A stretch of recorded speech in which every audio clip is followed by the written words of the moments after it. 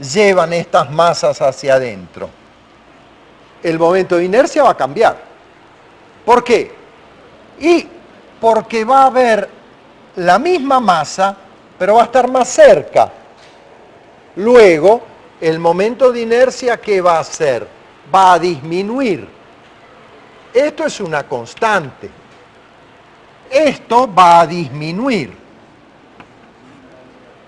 Y entonces, ¿qué va a pasar? Omega va a aumentar. Entonces, cierra los brazos y gira más rápido. Es exactamente lo mismo que lo que saben todas las bailarinas. Ocurre también en el ballet clásico. Lo que pasa es que en el ballet clásico las velocidades son más bajas, pero se ve también, se nota. Y es muy, muy notable en el caso del, ¿cómo es? Del patinaje sobre hielo.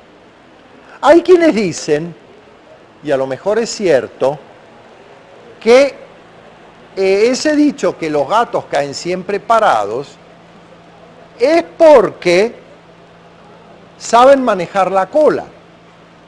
Que cuando los gatos caen y empiezan a rotar en el aire, ellos, que tienen una vista y una percepción especial, estiran o encogen la cola de modo de caer de pie. Evidentemente, al estirar o encoger la cola va a pasar eso. La velocidad angular de rotación va a cambiar. No sé, yo supongo que debe ser verdad.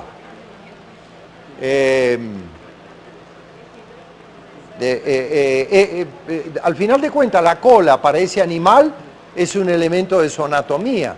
Debe saber usarla. Yo sé que un felino sin cola no puede cazar. No puede cazar. Y no es porque corran más despacio. Es porque no puede regular su movimiento, sus rotaciones, como para caer adecuadamente sobre la presa, bueno, toda la técnica que tendrá el felino para comerse la cebra. Pero sé que sin cola no aciertan el salto que deben dar.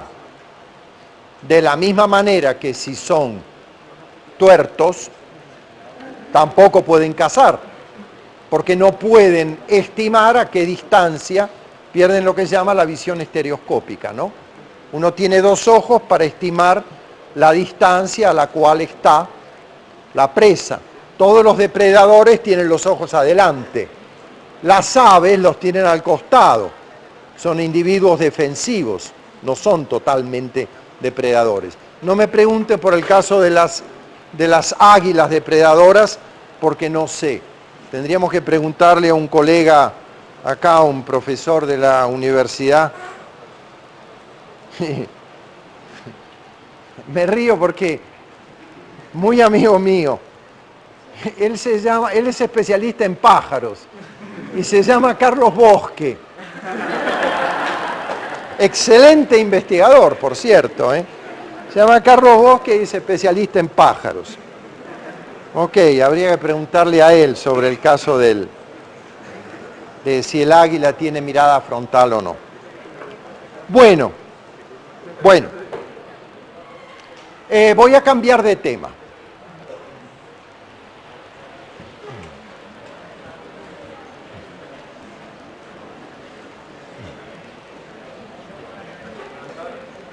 ¿Sí?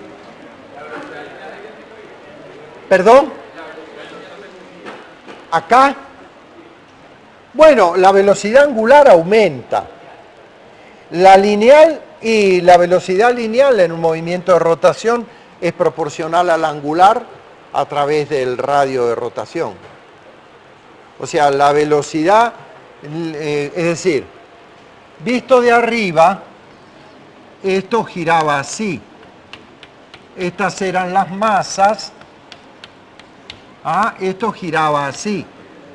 Esta velocidad era omega r, ¿verdad? Aquí va a cambiar la velocidad angular, va a cambiar el radio, ¿verdad? De modo de mantener constante este producto.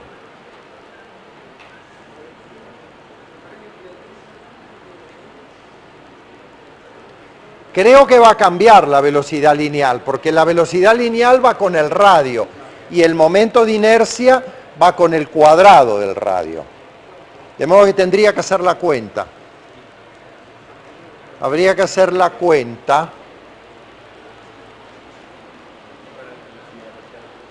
No sé, tengo que hacer el cálculo. Que no es muy difícil.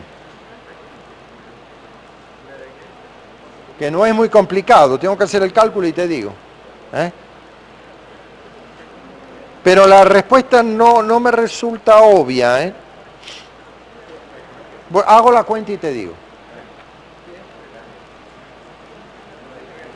Bueno, sí, voy a cambiar de tema.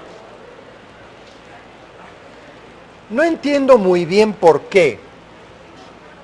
El cronograma y el programa dice que ahora tengo que pasar a ver el capítulo de equilibrio.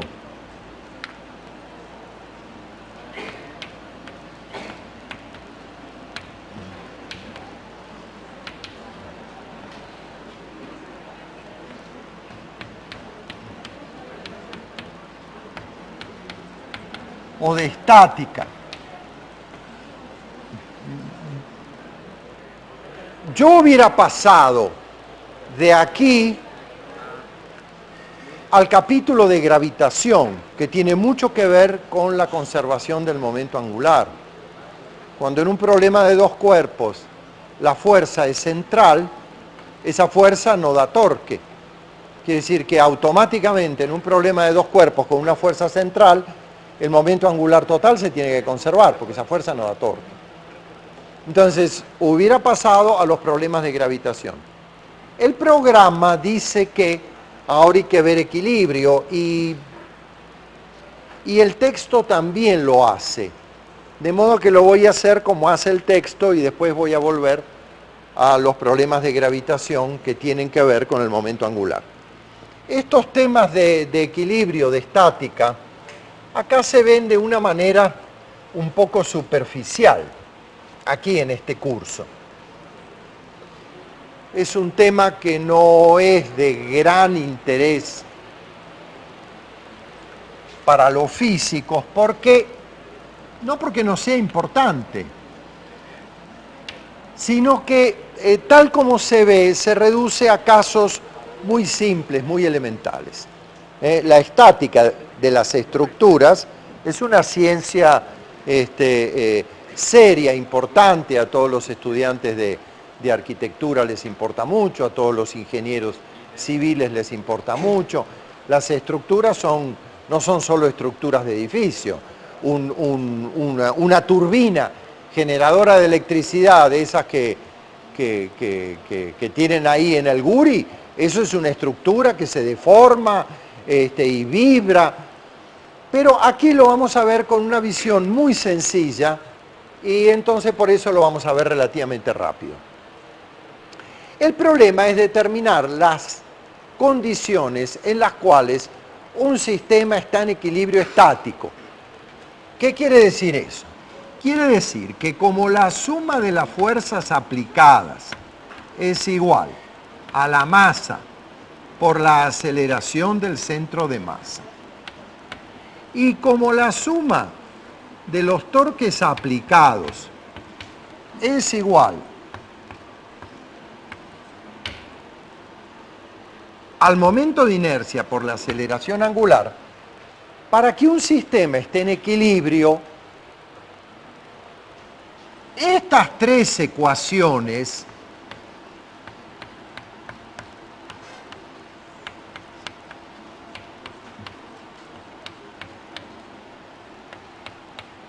tienen que ser cero y estas tres ecuaciones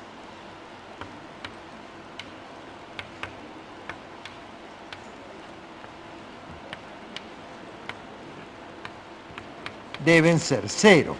O sea, a cada una de estas ecuaciones vectoriales se le corresponden tres ecuaciones escalares.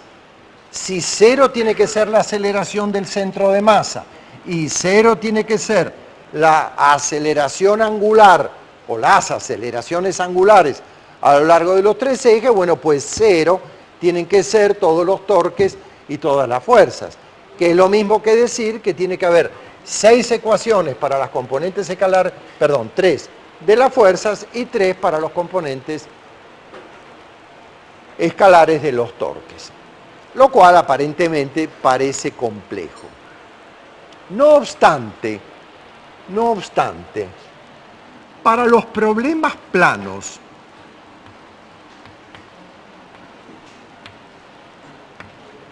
se tiene una simplificación muy grande. Para los problemas planos, o sea, problemas en los cuales todas las fuerzas están en un plano, entonces lo único que es necesario ajustar es que la suma de las fuerzas en una dirección, la suma de las fuerzas en una dirección ortogonal y la suma de los torques respecto de algún eje, respecto de algún origen, sean iguales a cero. Eso es suficiente para garantizar un equilibrio de un sistema plano. Quiero decir, problemas en los cuales todas las fuerzas están en un plano. Surge una pregunta respecto del origen, respecto del cual voy a tomar torques. La gran simplificación es que si el problema es plano,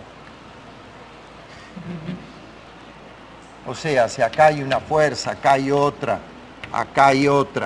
y aquí hay otra, y todas están en el mismo plano, todas, entonces, si el torque respecto de un punto, si el torque respecto al punto O es el que conviene, es lo mismo tomar torque respecto de este punto que tomar torque respecto de otro punto. Dicho en otros términos, si la suma de los torques respecto de este punto se anula, también se va a anular la suma de los torques respecto de cualquier otro punto del sistema. Y eso es una enorme simplificación. ¿Por qué? Porque yo voy a tomar torque respecto de un origen que me convenga. Cualquiera sirve. Entonces eso da lugar a problemas que requieren asegurar estas condiciones. Problemas planos donde la suma de todas las fuerzas se anula en el plano, o sea que se anulen las componentes en la dirección X, en la dirección Y. ¿Cuál es la dirección X, la dirección Y? La que a mí se me dé la gana. Yo elijo el sistema de coordenadas como quiera y el punto respecto al cual voy a tomar los torques de las fuerzas que aparecen, también lo voy a elegir a criterio mío. Cualquiera sirve.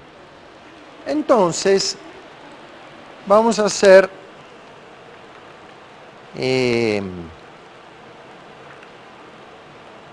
vamos a hacer un ejemplo clásico.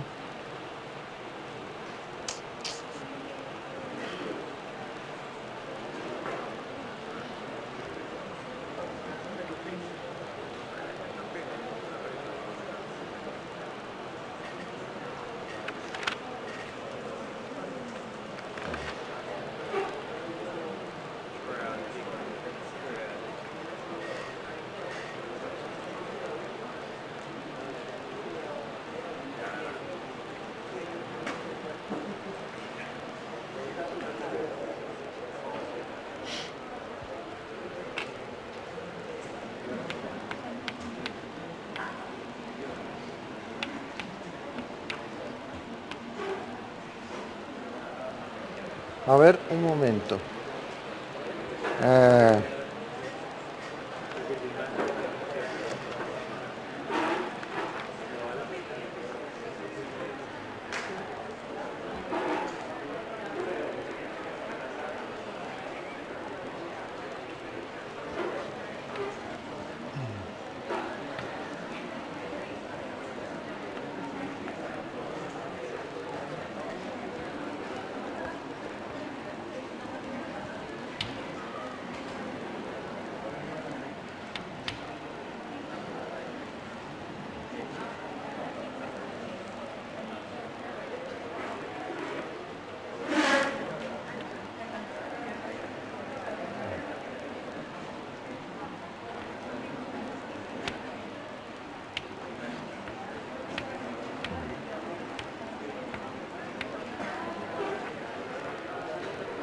Ok, mi ejemplo es el siguiente.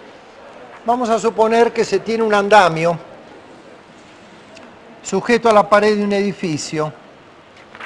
Se sabe que esta longitud L es de 8 metros.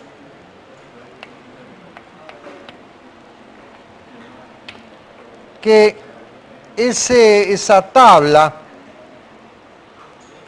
tiene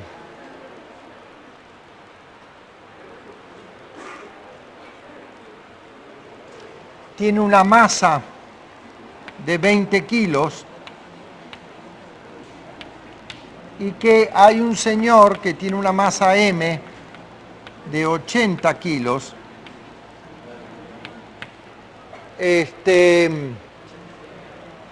ubicado a una distancia D del extremo, y que esa distancia D es de 2 metros. Entonces, sobre esa estructura, en una obra, en una construcción, hay un señor que a 2 metros del extremo de esta tabla, que tiene 8 metros de largo, que está sujeta, tal como indica el dibujo, por un tensor que forma un ángulo de 53 grados con la horizontal. Entonces el problema dice, calcule la tensión en el cable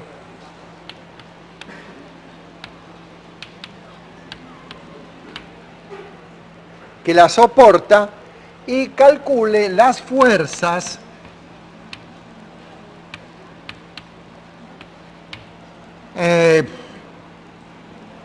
bueno, supónganse que esto está ahí abisagrado.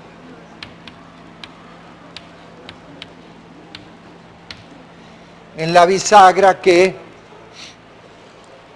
fija ese tablón, ese listón contra la pared. Bueno, el problema empieza por una adecuada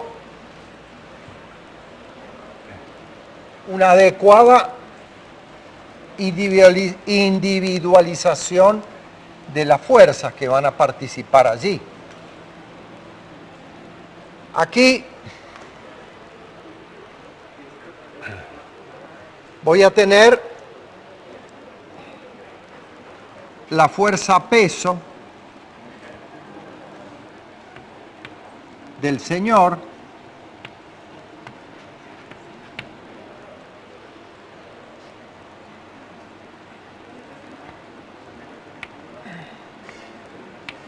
la fuerza peso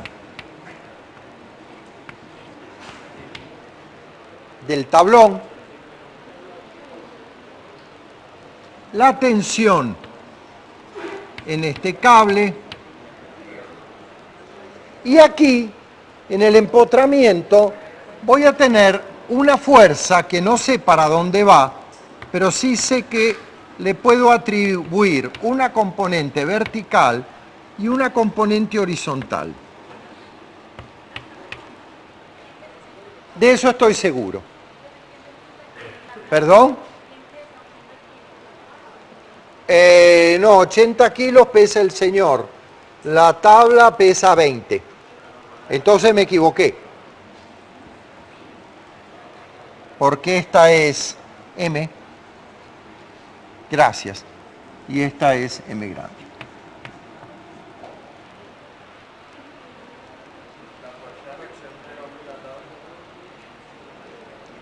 ¿Perdón? Yo estoy calculando las fuerzas sobre el tablón este.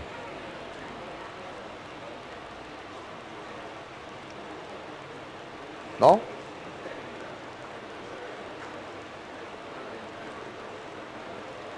Estas fuerzas que estoy marcando actúan sobre el tablón. De hecho, la fuerza que actúa aquí es la normal que hace el señor sobre el piso, que es igual a su peso. Eso es lo que quiero decir. Tal vez a ustedes les llame la atención que yo haya puesto que el peso del tablón está en la mitad del tablón. Y la verdad es que no tengo por qué hacer eso, salvo que lo demuestre. Entonces me apuré un poco para presentarles el ejemplo, porque quería terminarlo antes de irnos, y lo voy a hacer por el momento. Ustedes van a admitir que el peso de toda esta distribución de masa lo puedo considerar concentrado en el centro de masa, y en la próxima clase yo lo voy a demostrar. ¿Sí? Para no perder de vista la resolución del problema.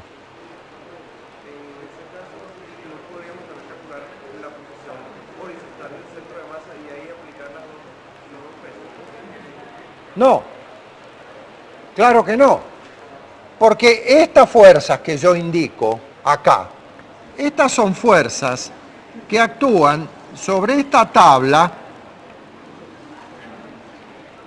son fuerzas que actúan sobre esa tabla. Sobre esa tabla actúa una fuerza que es la reacción a la normal del hombre, que mide mg,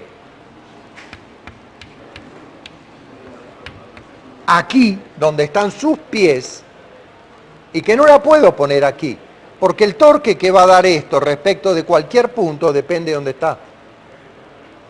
Acá actúa, me lo van a creer por ahora, la resultante de todos los pesos, de todos los elementos de masa del tablón. Acá actúa la tensión del cable con el ángulo S que marqué. Acá actúa una fuerza horizontal que impide que el tablón penetre la estructura del edificio, y una fuerza vertical que impide que el tablón deslice hacia abajo en este punto. Esas son las fuerzas que actúan. Eso es lo que digo yo. Si el sistema tiene que estar en equilibrio, la suma de las fuerzas aplicadas tiene que ser 0. La suma de las fuerzas aplicadas en la dirección vertical tiene que ser 0, y la suma de los torques debe ser 0. Muy bien, entonces me tengo que conseguir un sistema de coordenadas adaptado a este problema. ¿Cuál? Bueno, miren, cualquiera sirve, pero conviene elegir uno que me simplifique la vida. Como tengo un par, 1, 2, 3 fuerzas verticales, una horizontal, voy a tomar un sistema de coordenadas así.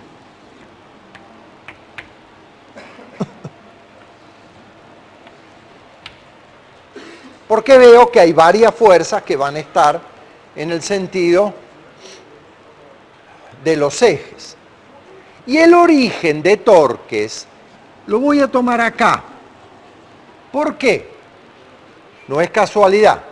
Porque como estas dos fuerzas son incógnitas, al tomar el origen de torque ahí donde están aplicadas, esas fuerzas no van a dar torque. Y como yo no las conozco, me las saco del medio. Entonces, mi elección tiene un criterio. Entonces, vamos a tomar con ese sistema de coordenadas, vamos a tomar torques que sean positivos cuando inducen rotación en ese sentido, y vamos a ver cuáles son la suma de las fuerzas horizontales. La suma de las fuerzas horizontales será la fuerza H menos la componente horizontal de esta tensión, que es la tensión por el coseno de beta.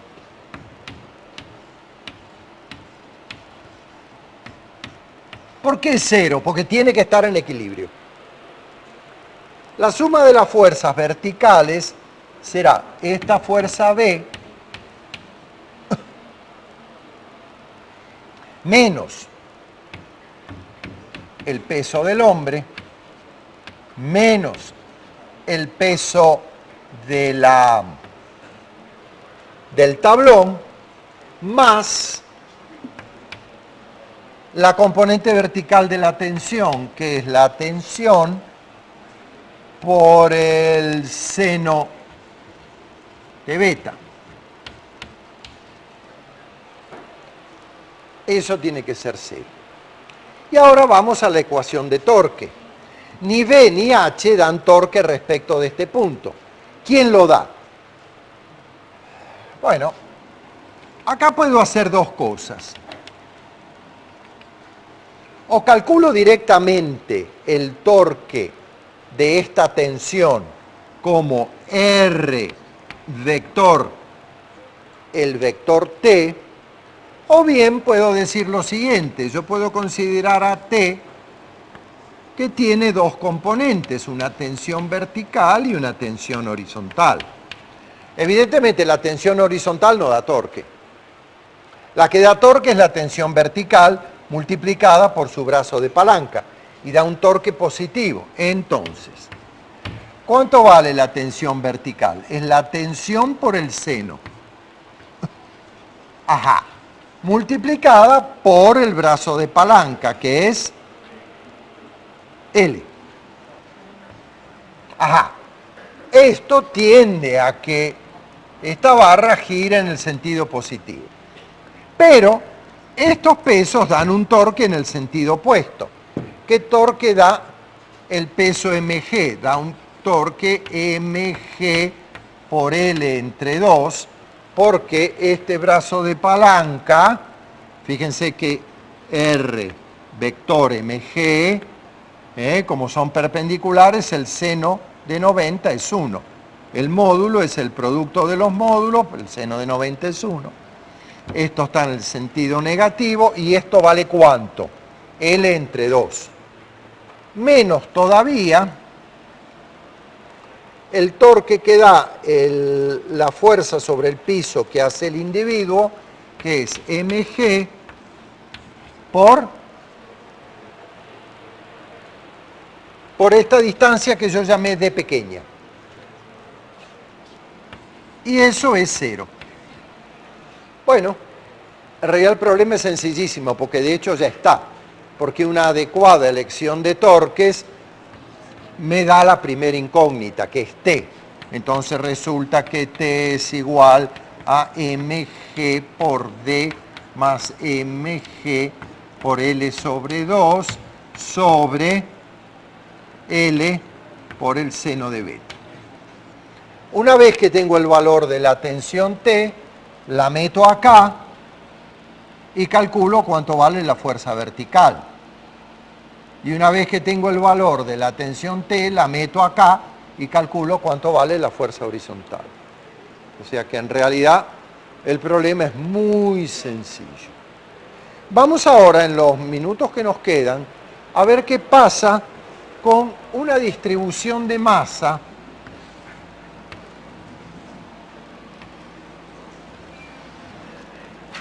esa